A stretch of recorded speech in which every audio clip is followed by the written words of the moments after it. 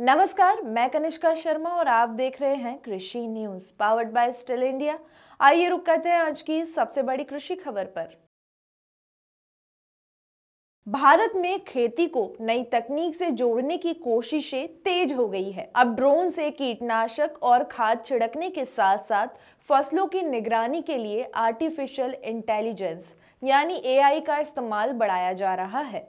इसी दिशा में महाराष्ट्र, जो कि देश के सबसे बड़ा गन्ना उत्पादक राज्यों में से एक है, अब इस तकनीक को अपनाने में आगे बढ़ रहा है। हाल ही में पुणे में एक कार्यक्रम आयोजित हुआ जहां गन्ने की खेती में एआई के इस्तेमाल पर जोर दिया गया। इस कार्यक्रम में एनसीपी प्रमुख और पूर्व केंद्र कृषि मंत्री शरद पवार, महाराष्ट्र के उप मुख्यमंत्री अजित पवार, कृषि मंत्री मणिकराव कोटाके और सहकारिता मंत्री बाला साहेब पाटिल मौजूद रहे। वहीं एनसीपी प्रमुख शरद पवार ने कहा कि एआई तकनीक से गन्ना किसानों की आमदनी बढ़ सकती है और उनका जीवन बेहतर हो सकता है। उन्होंने बताया कि 1 हेक्टेयर खेत में एआई तकनीक लगाने की लागत करीब 25,000 रुपए आएगी, जिसमें से किसानों को सिर्फ 9,000 रुपए देने होंगे। बाकी की रकम चीनी मिल और वसंत दादा शुगर इंस्टीट्यूट मिलकर देंगे। बता दें कि इस मौके पर वसंत दादा शुगर इंस्टीट्यूट और कृषि विकास ट्रस्ट के बीच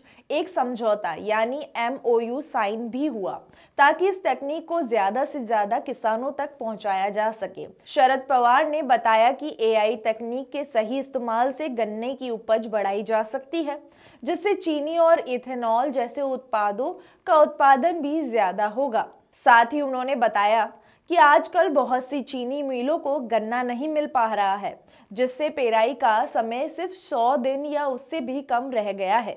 मशीनें पूरी तरह से इस्तेमाल नहीं हो पा रही है और मिलों को नुकसान हो रहा है। इसका हल यही है कि प्रति एकड़ गन्ने की पैदावार बढ़ाई जाए और इसमें एआई बहुत मदद कर सकता है। इसके अलावा पवार ने कहा कि ड्रिप सिंचाई प्रणाली भी जरूरी है ताकि एआई का सही उपयोग हो सके। उन्होंने सिंचाई उपकरण बनाने वाली कंपनियों से भी दाम कम करने की अपील की है। इसके साथ ही उन्होंने बताया कि कृषि विकास ट्रस्ट ने ऑक्सफोर्ड यूनिवर्सिटी की मदद से एक खास कार्यक्रम भी शुरू किया है, जिसमें खेतों में मौसम केंद्र और अन्य उपकरण लगाए जाएंगे ताकि मौसम की जानकारी लेकर बेहतर खेती हो सके।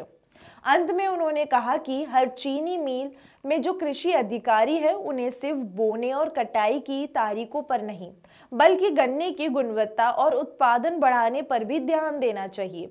उन्होंने सभी सहकारी चीनी मिलों से अपील की है कि वह अपने कृषि विभागों को और मजबूत बनाएं। जरूरत पड़ी तो वसंत दादा शुगर इंस्टीट्यूट प्रशिक्षण देने को भी तैयार है। आपकी इस पर क्या राय है, हमें कमेंट करके बताना ना भूलें। तब तक के लिए अलविदा, धन्यवाद।